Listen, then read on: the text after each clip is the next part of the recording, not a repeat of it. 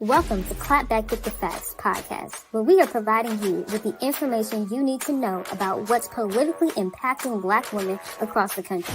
In a world filled with mis and disinformation, we provide you with the real.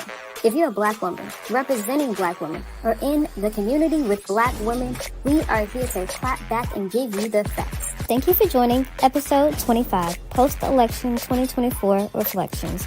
We will be sharing the facts and dropping gems. So let's get ready to clap back at the facts. Hello. It is 2 days now over Election Day. My name is Holly Holiday. I'm the president of Sisters Lead, Sisters Vote. We are doing this podcast today live to talk about the election, to talk about all the things that happened in the election. I wanted to share some of my perspectives and maybe hear some of your perspectives. And, you know, we're going to feel all the feels, but we're also going to talk about it from, a little bit A to Z. This is part one. So we're going to do this again with my sisters, but I felt very compelled today to just really go through and share some top lines.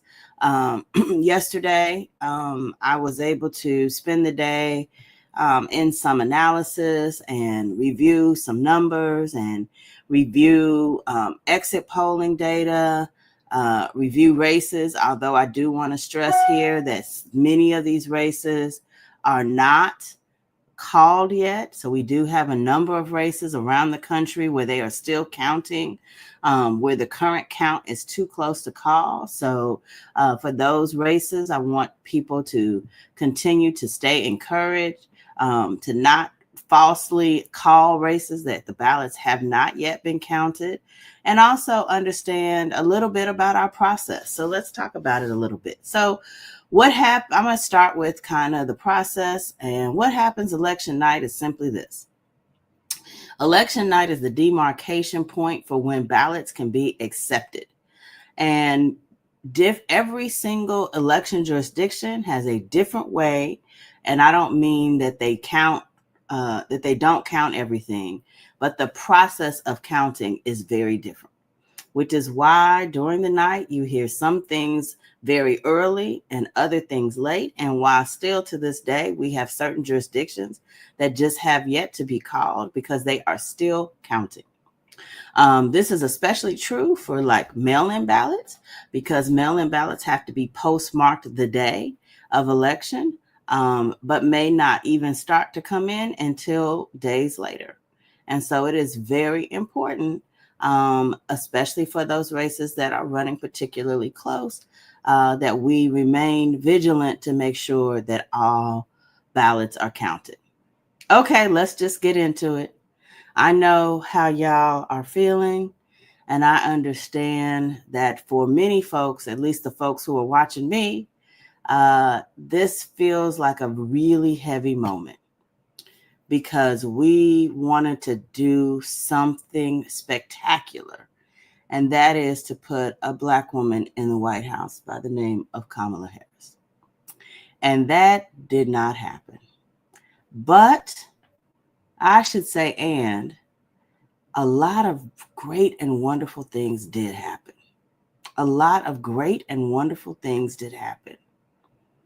I'm going to talk a little bit about the vice president's race, but before I get to her race, I want to just say thank you to all of the people, and particularly the Black women who around this country did amazing and impossible things. I can write a whole book about the awesomeness of the things that you did to move people in this election. I could write a whole narrative around the spectacular things that happened. And I might note mostly volunteers. So many of you took time away from your families, took time away from your work, took time away from your regular lives to do something. And let me just say, y'all did the damn thing. Y'all did. And so I want to for those people who did something, for those people who are out there and took the advice from Vice President Harris's mama to fight injustice and did something, and you're feeling like maybe your work was in vain, I want to give you a little perspective. Today, we have 2 Black women in the United States Senate because you did something.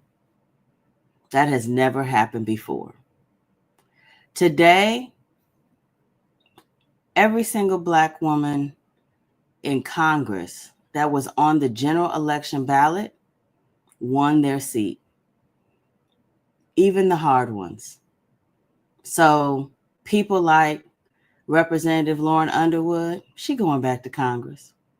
People like Representative Amelia Sykes, she going back to Congress. People like Representative Summer Lee, she going back to Congress. And guess who she's joined by? She's joined by Representative Summer Lee. She going back to Congress. And in Congress, going back means something, because now they got another level of seniority, because now they get to add to the service in their districts, because now their representation and their leadership gets to be cemented in a whole different way. And that was because Black women and our allies got up and did something. These folks sit on the front line of our federal democracy, and they're going right back to work to do some things. And we thank them for their service, but I credit all of you for making that happen. You helped us do that, and that I promise you will make a difference. Another thing, we got some really important local wins. And I'm going to go first to prosecutors. We talk about prosecutors all the time. And we talk about how we need more Black prosecutors, and specifically that we need more Black women prosecutors. And, we started this with less than 1% of all prosecutors being Black women. But now, today, we done picked up 3 more. And I'm going to start with one of my favorites, Monique Worrell. You all may remember Monique Worrell. We did a show on her earlier this year. Monique Worrell was that prosecutor in Florida that Governor DeSantis threw out of her own elected office. We still trying to decide if that was legal or not. But Monique said, I'm not going to get stuck in that. I'm getting myself right back on the ballot. I know what I stand for. I know who I am. And I know what I need to do for the people in this district in Florida. She put herself back on the ballot. Black women and our allies around the country said, this is unjust, and we need to make sure that this Black woman gets to go back to work. And today, decisively, Monique Worrell is going to be back at work in Florida as a prosecuting attorney. And that's because of the work that we did. And I want to say a special shout out to all the women in Florida who helped make that happen. Not only did that happen, but it happened because, again, all of you put in the work.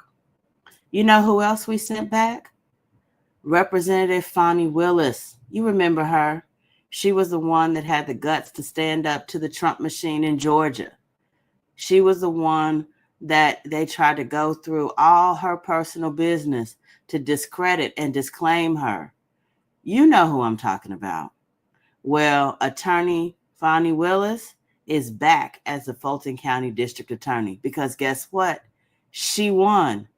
She won, and she won because of all those incredible people, and including Black women in Fulton County who did the work and who made sure that despite the fact that they tried to come after her and treat her inhumanely and disrespect her as a Black woman in Fulton County stood up and got everybody else to stand up and make sure that today she remains the Fulton County District Attorney.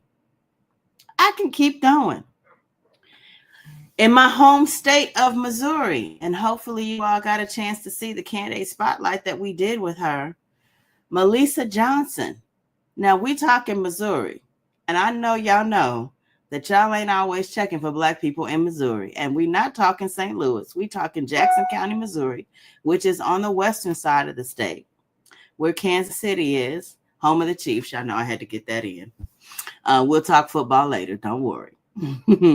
But Melissa Johnson became the first African-American woman to win the Jackson County prosecutor seat.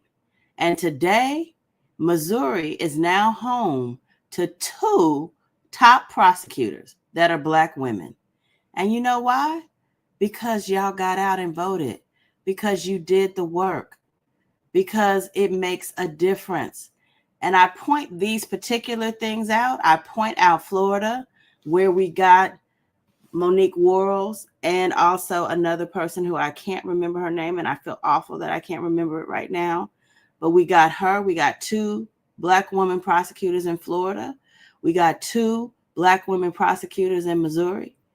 We returned Fani Willis to her job. I point this out in Georgia, in Florida, and in Missouri, because you know what they also have in common? They actually became red states and voted for Trump. But at the same time that we had them folks voting for Trump, they were voting for Black women down the ballot. And that is one of the things and the perspectives that we need to understand. Sometimes we don't win them all, but we win a lot and we win some. And that's what happened for Black women. We did not win them all, but we won some. In fact, we won a lot. And we know, especially under a country run by this particular person, we're going to need those Black women prosecutors to be in place. When we have potentially an administration that's going to show up in lawlessness and empower the law to be lawlessness, the folks holding the line, bringing the charges, or in some cases not bringing the charges, are going to be our prosecutors. So shout out today to Melissa Johnson, to Fani Willis, to Monique Worrell, to all the Black women prosecutors who today continue to be in place and ready to go because we all showed up for them. Because we all showed up for them. That did not happen on accident. And I want to just encourage you, if you're sitting in a space and you know that a Black woman won their election where you are, go ahead and shout it out. Let us know. Because we're still counting all the places, and some places we haven't got to yet. We haven't heard yet. But if you know of something, let us know. Hit it in the chat. Put it in there. I see y'all watching me. And I know that for many of you, your hearts are heavy. But I want to insert and respect that no, we did not get the presidency, but we did get a lot. And that is also true. Let's go into some of these other races. I want to go back to the Senate races, and specifically Angela Alsobrooks, because Angela Alsobrooks is a Black woman in Maryland. And I know some of you all who are not familiar with Maryland are thinking, oh my goodness, Maryland. Well, of course, Maryland. Look at all those Black people in Maryland. Look at all those Democrats in Maryland. So, of course, Maryland won. Yeah, but think about this. Think about the fact that the person that she was running against was a 2-time governor, which means that in this so-called state of the Black people, state of the Democrats, so-called blue, so-called minority-led, we elected Governor Hogan over other candidates, over other Black people. So consider the fact that Angela Alsobrooks had never run a statewide race before. Consider the fact that in order to even get to the general, she had to beat a billionaire who was willing to spend upwards over $60 million to beat her. And then come against not just the Republican governor who'd won the state twice before, but a Republican governor who was backed by the Republican machine, who spent another several million dollars, $60+ million against her again. Not just in hard money, but in soft money too. And what held her together?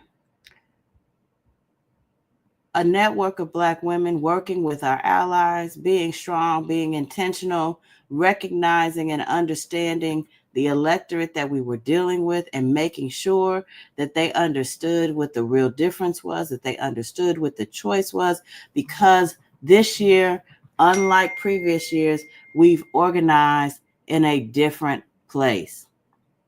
We've organized in a different place. And I'm about to do some kind of political inside baseball that probably only geeks like me think about. But I think it's important for us to understand, because where we are is on a journey. Where we are in this country is on a journey. And we need to recognize where we sit in this journey. So now let's talk about some of the political mapping.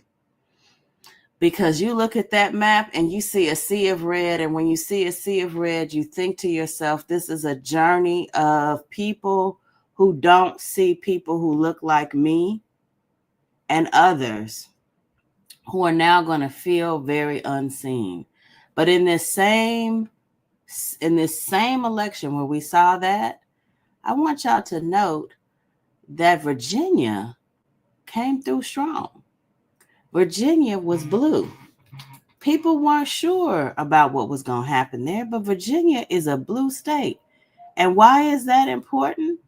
It's important because 2025, Virginia is going to elect a governor.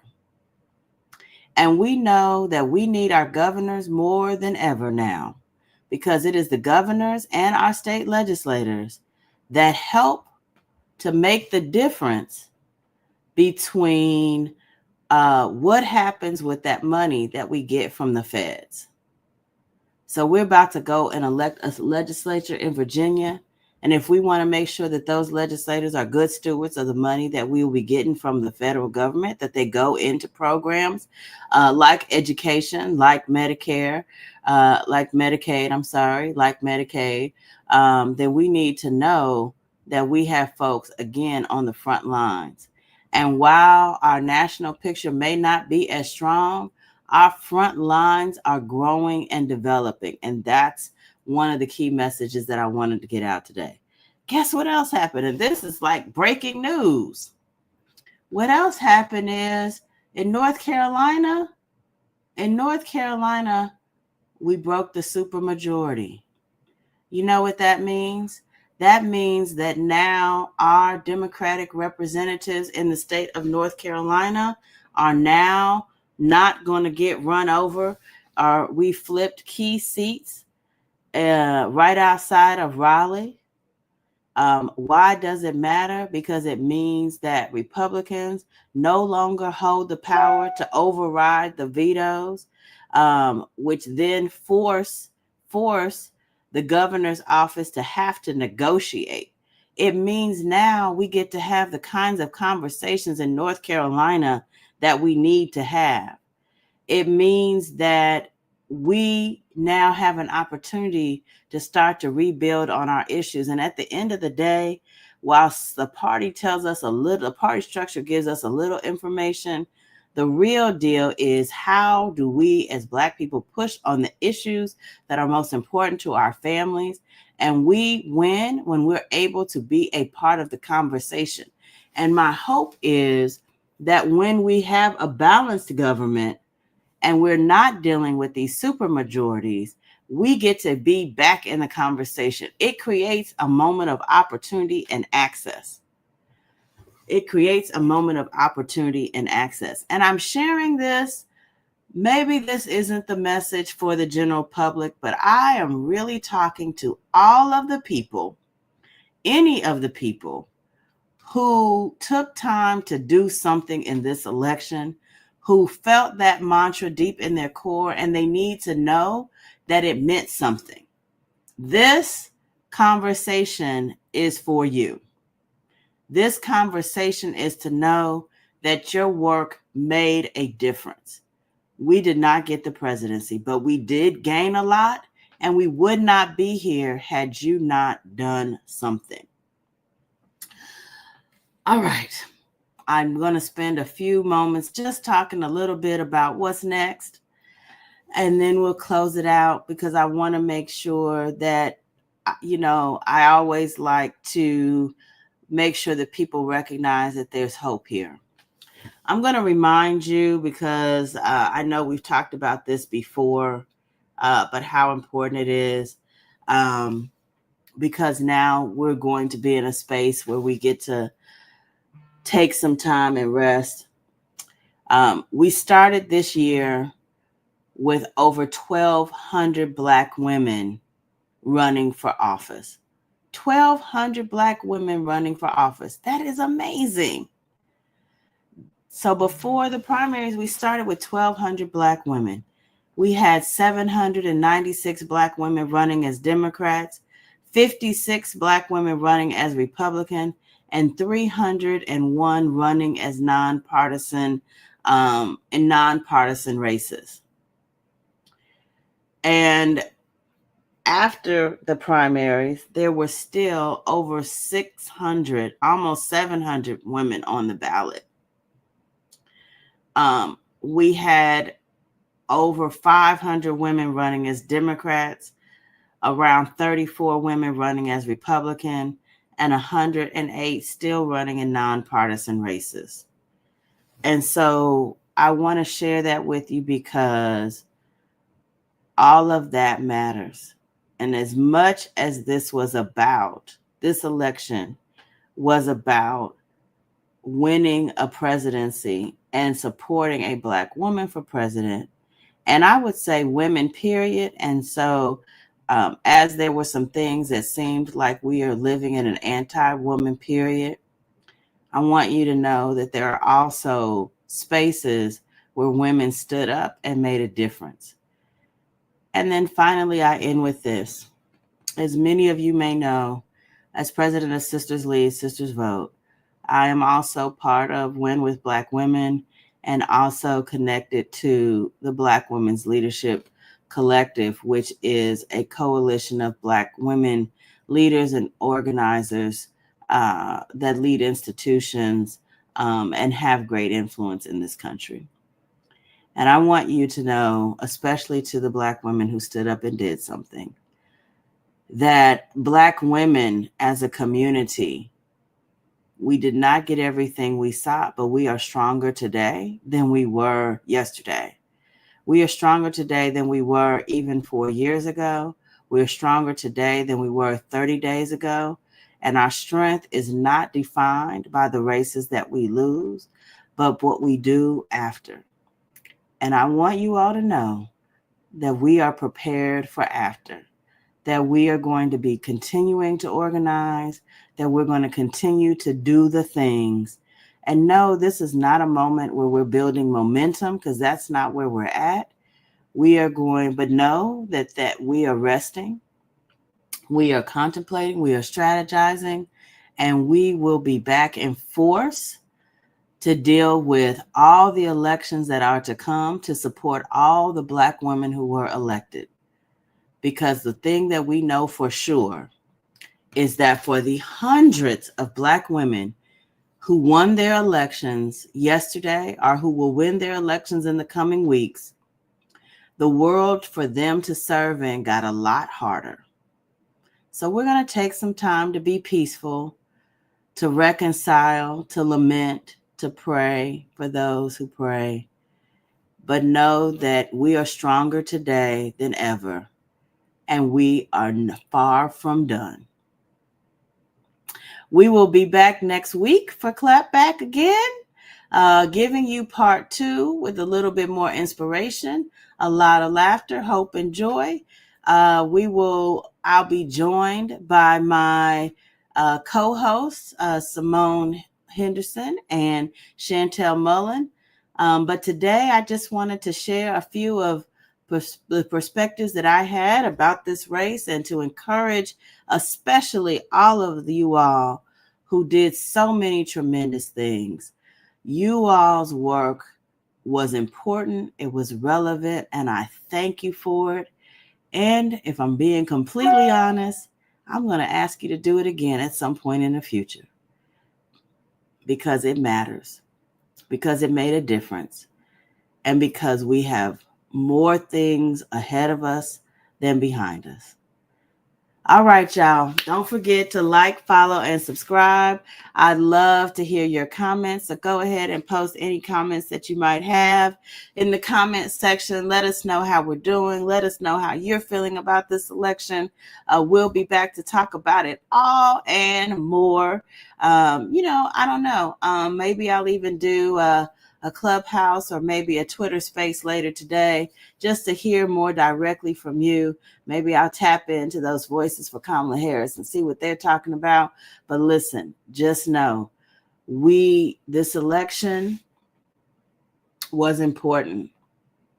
And if nothing else, I want you all to remember where Kamala Harris started us and reminded us about in her speech yesterday from Howard's campus, which I was there. We are grateful. We are grateful. And the things that we have built in this moment, we cannot let them go asunder. That was a biblical word.